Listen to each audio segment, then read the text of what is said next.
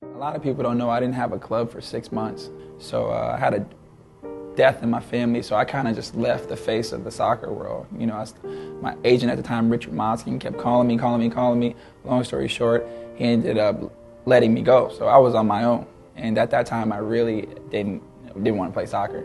It wasn't until December, I think it was like December 17th, Freddie Adu called me before the Olympic qualifiers. He was down working out in Bradenton.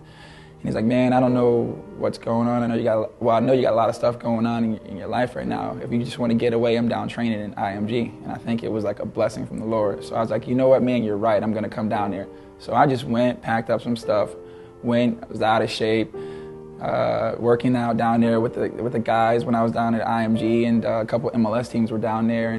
Get a phone call from DeMarcus Beasley one day, and he was like, hey, my coach Osorio wants you to come play for Puebla for us. I was like, you know what, man, I don't really want to do Mexico right now. I got a lot of stuff going on. I just want to focus. So I went down. I ended up signing a contract. So I went down, and the chairman or the owner never signed off on the contract. So I was down there for 2 weeks training, and I did well. You know, at the end of the day, if I didn't do well, I could have came out public and said, you know what, I was unfit, I was out of shape, things didn't go well. But I did well, and they ended up not signing me. And then the reality was like, okay, what do I do now? And so I started to hit the panic button. And then I was like, oh, you know what, this is my best option. I'm going to come back to the MLS. And so that's when Seattle was down there training and stuff.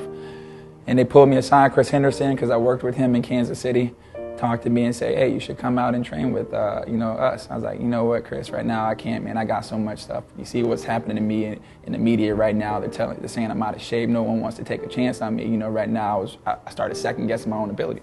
They just go, who cares? You got nothing to lose. So I trained really. I had a good training session. Ziggy sat me down and said, we want to take you. You know, got signed by Seattle, and then I think at that time, you know, I was like, look, this is my second chance that the Lord's going to give me. You know what I'm saying? I got to take it, you know, whatever I have to do.